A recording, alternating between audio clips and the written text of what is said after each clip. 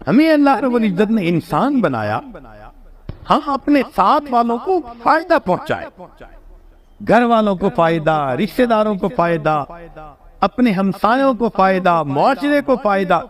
مومن ہوتا ہی وہی ہے جو ہر ایک کا خیر خواہ۔ نبی علیہ السلام نے فرمایا الدین النصیحہ، دین سراسر خیر خواہی۔ سبحان اللہ، کیا خوبصورت تعلیم دی ہمارے آقا حضرت محمد مصطفیٰ احمد مجتبی صلی اللہ علیہ وسلم۔ ہمارے اکابر کے اخلاق اچھے ہونے کی بنیادی وجہ پتہ کیا تھی؟ ان کی سوچ بہت بلند ہوتی تھی، بہت بلند سوچ ہوتی تھی۔ بلند سوچ ہونے کی وجہ سے ان کے مقام بلند ہو گئے تھے۔ آپ غور کریں کہ ایک پتنگا ہے، اس کو پروانہ کہتے ہیں، اسی سے ملتا جلتا ایک اور ہے جس کو مکھی کہتے ہیں، اس کے بھی دو پر، اس کے بھی دو پر، اس کو پروانہ نہیں کہتے، حالانکہ یہ اس سے ملتا جلتا ہے، سائز بھی ایک جیسا، مگر اس کو پروانہ کہیں گے اور اس کو مکھی کہیں گے۔ اس کی وجہ یہ ہے کہ اس مکھی کی سوچ گندی، یہ نجاست پہ بیٹھتی ہے، گند ڈھونڈتی ہے، اس کی گندی سوچ کی وجہ سے اس کو مکھی کہتے ہیں۔ اور پروانہ کس کو کہتے ہیں؟ جو روشنی کے اوپر، نور کے اوپر اپنے آپ کو فدا کرتا ہے۔ کہنے کو ہم بھی مسلمان، کہنے کو ہمارے اکابر بھی مسلمان، اگر دنیا کی محبت دل میں بھر کے جیتے پھر رہے ہیں تو اللہ کی نظر میں ہماری مثال گندی مکھی کی ہے، اور ان کی مثال اللہ کی نظر میں پروانے کی مانند۔ آج ہمیں سوچنا ہے کہ ہم نے جو نام کے مسلمان ہیں، کام کا مسلمان بننے کی ضرورت ہے۔ تو ہمارے اکابر کو دیکھیے اللہ رب العزت نے کیا سوچ دی تھی۔ ایک دو واقعات سن کے یہ عاجز اپنی بات کو مکمل کر دے گا، ذرا توجہ کے ساتھ سنیے گا۔ دہلی کی جامع مسجد، ایک انگریز دہلی کی جامع مسجد دیکھنے کے لیے آیا۔ وہ آرکیٹیکٹ تھا اور اس کو پتا تھا کہ جامع مسجد کے اندر بڑی اچھی کیلی گرافی کی گئی ہے، تو چونکہ اس کے فن کا کام تھا وہ دیکھنے کے لیے آیا۔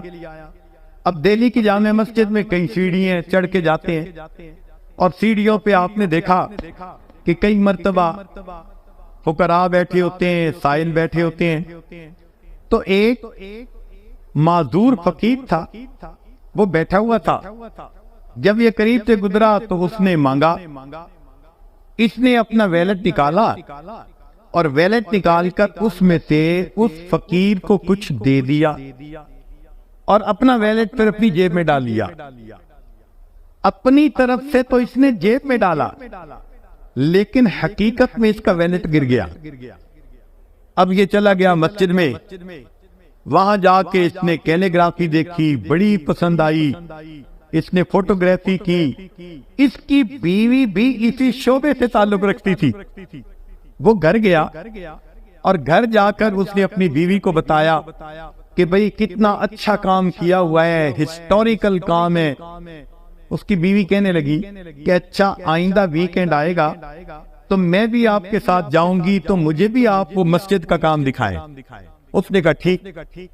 اب جب رات سونے لگا نا تو اس نے دیکھا کہ اس کا تو پیسے والا بٹوا ہی نہیں ہے، تو یہ بڑا پریشان کہ کہاں گرا، بڑا سوچا، مگر اس کو یاد نہیں آیا کہ میں نے بٹوا کہاں گرایا۔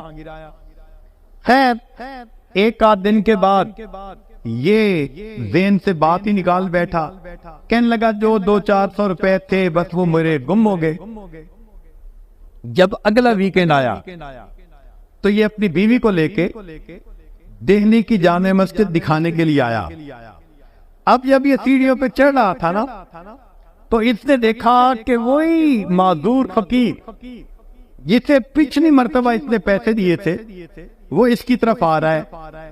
تو اس نے سوچا پچھلی مرتبہ پیسے دیے تھے، پھر اس نے مجھے دیکھا تو امید لگی کہ یہ ضرور دے گا، تو یہ مجھ سے پیسے مانگنے آ رہا ہے۔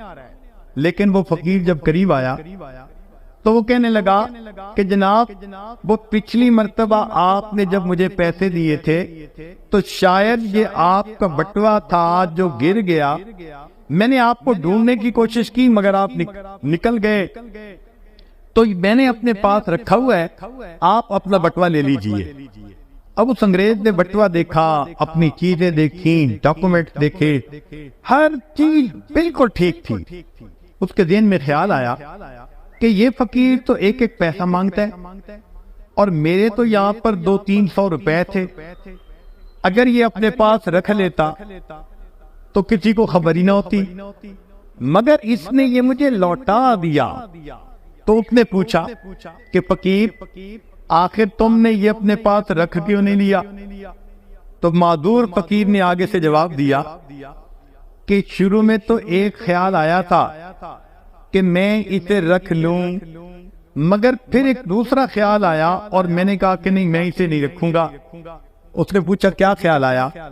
تو وہ معذور فقیر کہتا ہے کہ مجھے یہ خیال آیا کہ میں نبی علیہ السلام کا امتی ہوں، آپ عیسیٰ علیہ السلام کی امتی ہیں، اگر میں نے آپ کا یہ وینٹ چوری کر لیا تو ایسا نہ ہو کہ قیامت کا دن ہو اور آپ کے نبی میرے آقا صلی اللہ علیہ وسلم کو گلا دیں کہ تمہارے امتی نے میری امتی کی چوری کی تھی۔ میں اس خیال کو سوچ کے رہ گیا، میری وجہ سے میرے آقا کو بات نہ سننی پڑ جائے۔ ایک وقت تھا فقیروں کی کیفیت یہ ہوا کہ فرشتوں کو دکھانا تھا بشر ایسے بھی ہوتے۔ نبی علیہ السلام نے ایسی تعلیمات کی، خوش اخلاقی کی کہ جنہوں نے اس کو اپنایا وہ واقعی انسانیت کے لیے فخر ہو گئے۔ کیا خوبصورت سوچ ہوتی۔ آپ سوچئے اگر ہماری سوچ ایسی ہو تو ہم کسی کا نقصان کر سکتے ہیں، کسی کی عزت کی طرف میلی نظر ڈال سکتے ہیں؟ ہرگز نہیں۔ یہ ساری باتیں ہی غفلت کی وجہ سے ہوتی ہیں۔ آج اس غفلت کو دور کرنے کے لیے ہم یہاں اکٹھے ہیں۔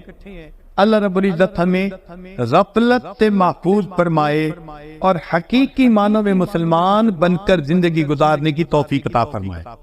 انما الصدقات للفقراء، کہ صدقات تو فقیروں کے لیے ہوتے ہیں۔ اے اللہ جب ہم فقیر ہیں اور صدقات فقیروں کے لیے ہوتے ہیں، اللہ ہمیں اپنی رحیمی کا صدقہ دے دیجئے، اپنی کریمی کا صدقہ دے دیجئے، اپنی غفاری کا صدقہ دے دیجئے، اپنی ستاری کا صدقہ دے دیجئے۔ اللہ ہم پر رحمت کی نظر فرما دیجئے۔ اے اللہ ہم اپنے عملوں کے ذریعے سے تو جنت کے قابل نہیں بن سکتے، آپ اپنے فضل سے ہمارے لیے جنت کا فیصلہ فرما دیجئے، ہم پر رحمت کی نظر کر دیجئے۔